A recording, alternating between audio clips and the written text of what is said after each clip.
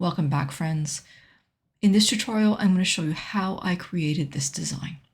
I just have one favor to ask you, that if you learn anything whatsoever in this tutorial, press that like button, subscribe, and turn your notification bells on. If there's anything else that you want to see, leave it in the comments. I'd be happy to add any tutorials to my upcoming list just for you. So let's get down to business.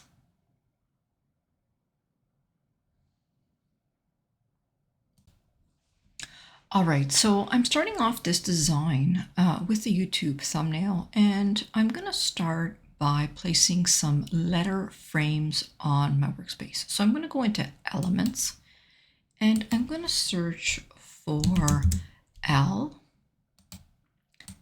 V, and E.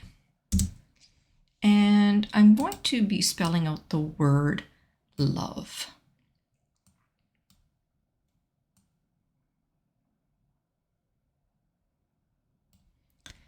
And for the O, I'm going to use a heart.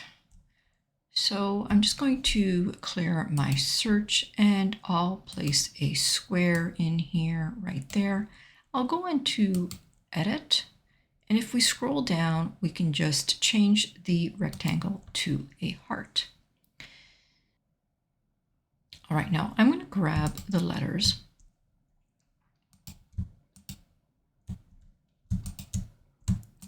And I'm just going to make them a little bit smaller. And I'll bring them up top here. I'll grab these two and I'll just move them over here. I'll grab this heart. I'll make the heart a little bit smaller because I want to place it right in there. And I'm now going to grab another shape, and I'm going to place this shape here. And I want to make this L just a little bit larger, like that. I'm going to nudge the shape up a little bit, and I'm just going to bring it down like that. I'm going to grab this shape, and I'm going to make a copy. I do want to keep it a little bit of a distance away from that E, so I'll place it there. But now I want to just center the heart so that it is over the rectangle and isn't going beyond the perimeter of the rectangle. I'll make one more copy, and I'll move this over to the center. And again, I'll do the same with the V, and I'll make one more copy, and I'll place it under the E like that. Now I want to make sure that they're evenly spaced in between. So what I'm going to do is I'm just going to grab the V and I'm going to move it over a little bit until I see those measurements come up in purple. That lets me know that they are evenly spaced with the other elements. And there we go again. And what I'm going to do now is I'm just going to bring this rectangle up so that it's kind of matching with the top part of that L. And I'll do the same here, and I'll leave this one like it is. Now I'm going to just fix that heart because I don't want to cut off that heart shape. So I'll leave it like that. And this rectangle, I'm just going to nudge that up so we don't see that white space in there. Let's go back to our panel, and we're going to put another rectangle on our workspace. I'm going to place this rectangle behind all of those elements. So I'm going to send it to the back, and I'm going to make that rectangle black.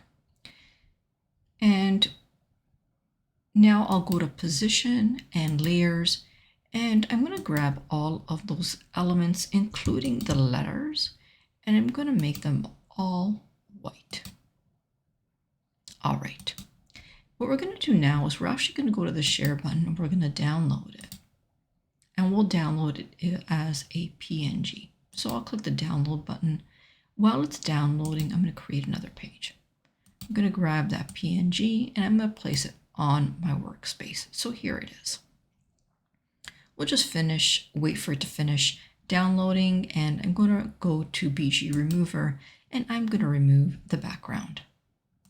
I'm just going to crop it a little bit. And I'll make it a little bit larger just so that you guys can see this. I'm going to go to Elements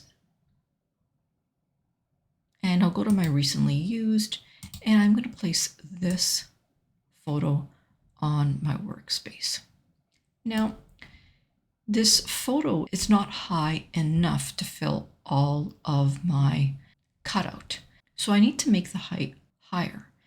So let's go into Edit, and we're going to go into Magic Studio. We're going to use Magic Expand to make this a little bit higher of an image.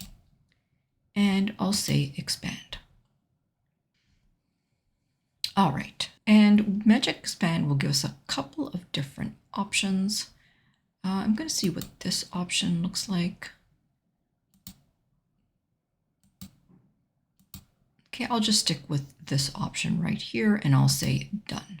Okay, I'm going to grab this image and I'm going to go to position and I'm going to bring it behind the overlay. And I'm just going to crop it so that we don't see the outside of that image. And I'm just going to move the face of the couple so that we can see the face. I'm now going to select that overlay and I'm going to go into Edit and I'm going to use Duotone to change the color of that overlay to white. So I'll change both the highlights to the whitest white, and I'll change the shadows to the whitest white as well. And we can see that my photo is peeking out just a little bit. So we're just going to adjust that so that we don't see it. Okay. We're now ready to download this image again. So I'm going to download it only page 2. That's the only page that I need. I'll say done and I'm going to download. Again, I'm going to create a new page. I'm going to grab that image that was just downloaded. I'll bring it on my workspace. Just waiting for it to finish uploading, and I'm going to remove the background again. And I'll just crop that a little bit like that. Let's make this a little bit bigger so that you can see. I'm going to grab this image. I'm going to go to Edit and I'm going to add a shadow. I'll add a drop shadow and I'll just bring the shadow a little bit closer to the design and I'll leave it like that.